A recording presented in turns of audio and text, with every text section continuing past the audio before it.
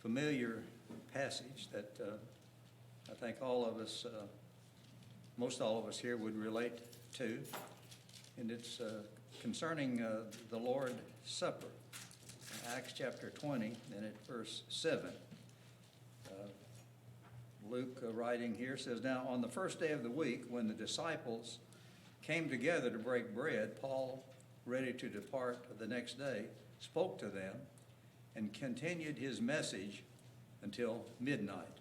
That's a passage that, matter of fact, the only passage that we have in the New Testament as to when we are to partake of the Lord's Supper. And we notice here that when it says on the first day of the week, when the disciples came together to break bread, the purpose of their coming together was to partake of the Lord's Supper, to break bread. And the preaching of the gospel at this time by Paul was incidental to the breaking of bread.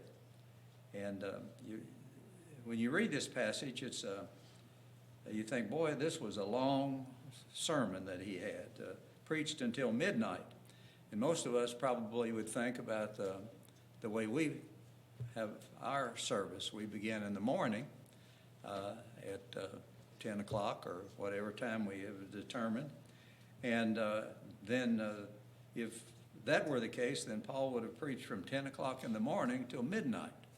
But that's not really the way they did it back then. In the way of Jews counting day, their day began and ended in the morning at 6 o'clock in the morning, or began at 6 o'clock in the morning, then ended at 6 o'clock in the evening.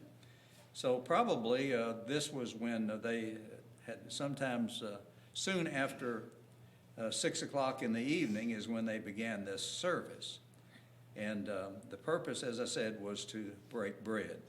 Now, if this were the only passage that we had, or this being the only passage that we have, it is our authority to do what we do today in partaking of the Lord's Supper on the first day of the week, that is on Sunday.